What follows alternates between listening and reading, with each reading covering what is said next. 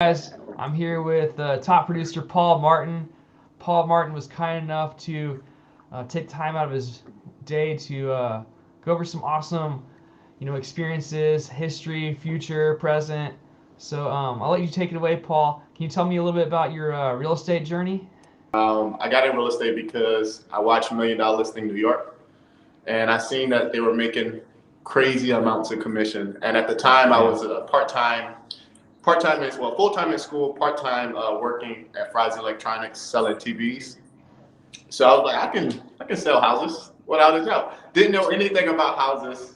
I didn't know what a deed was. I didn't know anything about houses Right. before I jumped into it. So what ended up happening was I ended up getting, while I was in college for marketing, I ended up just kind of signing up for online classes to get my real estate license. So the next day, that's when I signed up, took the courses.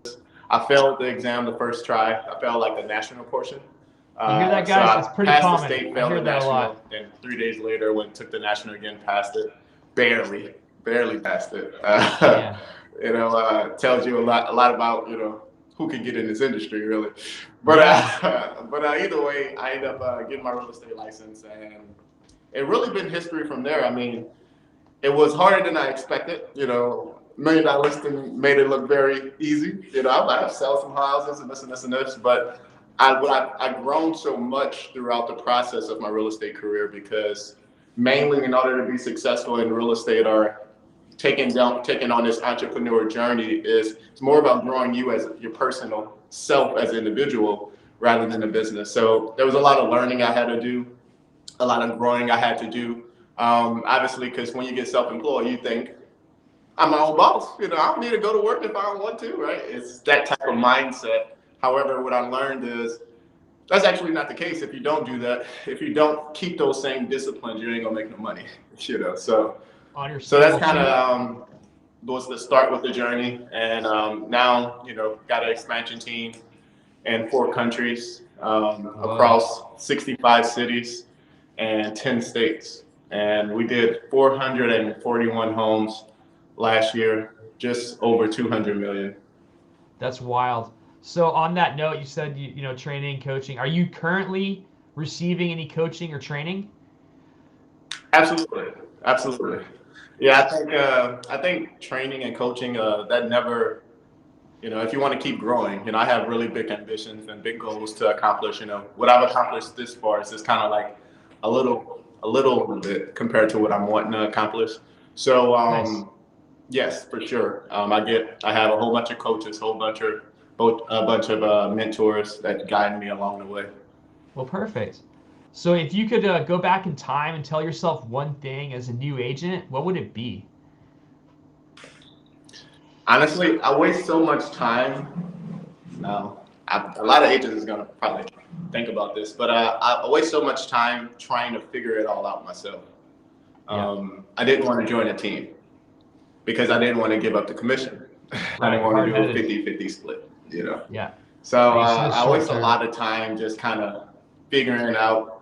I was making a little bit money, but not much. I was struggling most of the time, eating ramen noodles most of the time, and Ah, cutting hey, I people still have grass some just to ramen kind noodles of in my pantry. I pay for like ramen food. noodles. Me and my friend, we was trying to make this real estate thing work. We didn't want to go get a full-time job or a regular job. We wanted to continue to strive and try to make real estate work. So we'll kind of door knock and ask people if we could cut their grass just with some extra change so we can eat, when we was early in the business. So I think joining a team is what I would tell myself do it earlier because once I join a team, yeah, basically it it's like condensing somebody who's been in the business 30 years in a short time frame. So I think I was on a team for a year, maybe 2 years. And what I learned there was light years. It catapulted me light years ahead of everyone else. And then after that, I started closing deals, especially when I went on my own. Started closing a Nice. lot of deals. So yeah. Nice. So what's the most difficult part of your current position or your business right now? I think the most difficult part of what I'm currently doing, because right now I'm just looking to grow the business and keep expanding it to new states, new cities, new countries. Motivating people to be the best version of themselves is sitting on the head like and thinking like a CEO. How do I motivate people to want to sell more homes and become the best version of themselves? So, as you may know, Yeah. some people have the will to win and some people don't. And it's kind of I'm a kind of person who tries so hard to basically help people. So I think that'd be the hardest thing for me right now is finding that balance of, hey, not everyone is gonna, want that. And I remember this quote that one of my mentors told me. He said, Paul, you must walk with the walkers, jog with the joggers, and run with the runners. So basically, it's about meeting the person where they at. Not every walkers not going to be runners. Joggers aren't Yes. going to be runners. But as It's long hard as to they're figure moving that out forward, you can too. continue to help them and move along at that pace. So that's kind of what I always think about when So I'm thinking about it. So that's figuring my out how to motivate the agents on your team and how to figure out who's running, who's jogging, who's walking, and go at their yeah pace. Okay.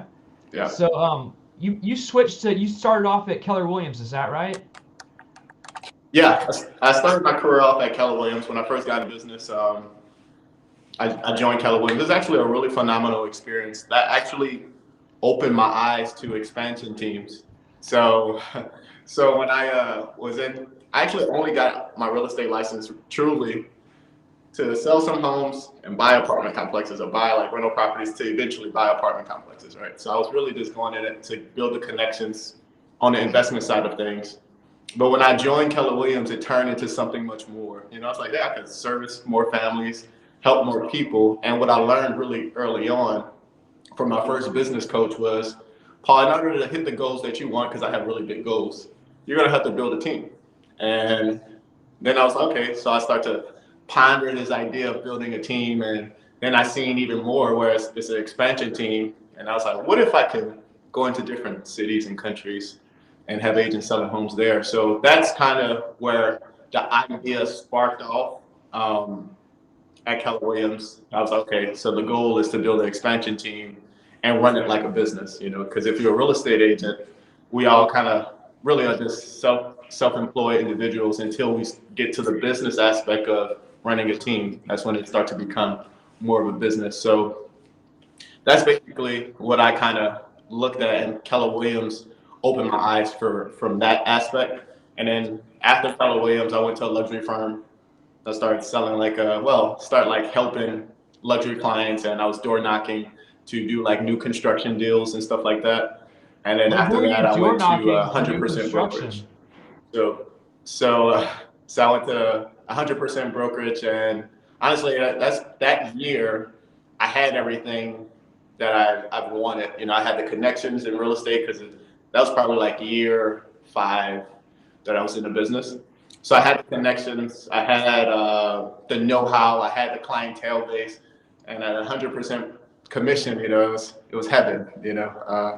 Until one of my old mentors kind of called me and told me about EXP, and then that's when I kind of look at the business model and say, well, this is I want to go over there and do that to build this expansion team at a lower cost. So How that's basically long what did happened. it take you to actually act on that decision? Like when you first introduced me to EXP, it was over a year Mhm. before I joined. How long did it take you to join when someone first showed you the opportunity? Yeah, so it probably took me like 4 or 5 months. Um, Only because I was making so much money at 100% brokerage. I like, Yeah, give it up 20% of my commission doesn't really sound appealing. And right. and Daniel is the guy who kind of brought the idea to me. So Daniel and Tierney and Walsh. So Tierney and Walsh was my mentors. They kind of told me about it. And Daniel was the guy who kept being persistent. He kept reaching out, reaching out, reaching out. And he always was telling me to watch some videos. I'm not watching a video, Daniel. Yeah, I'm not yeah, gonna do right. it. So either way, I end up finally joining purely because the business model of building an expansion team. So I was like, well, if I really do the math, I'm going to be making more than 100% commission. EXP will be paying me to be here if I actually, get after it and do what I'm supposed to do. So So at first that's it was kind of almost like a leap of faith. You didn't you're going to a model that theoretically up front is taking more of your money, but as long as you do the right things, you end up making more money. So has that Yeah, actually happened? Are you making more than yeah, 100% now? yeah, yeah. EXP is paying me to be here. We pay like $85 for a tech fee, like that's KV Core and Yeah, all the technology and stuff like that. $85 a month plus the 20%. But yeah, EXP for the last year, maybe year and a half, they've been paying me to be here. Yeah. that's awesome. So you're no longer paying them; they're paying you. I mean, it doesn't get any What better you than that. say? I said you're no longer paying them; they're paying you. It doesn't get any better than that. Yeah. Yeah.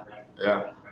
So, have you ever been stuck in your business, or are you currently stuck in a plateau, or what have you done to get over that?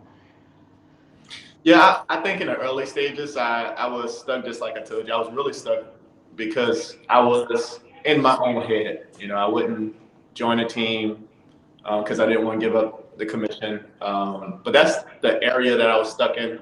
Now, as I currently see, I'm not stuck as of yet because at every new level there's a new obstacle to climb. But I have some really strong, good mentors and business coaches who's already been where I want to be.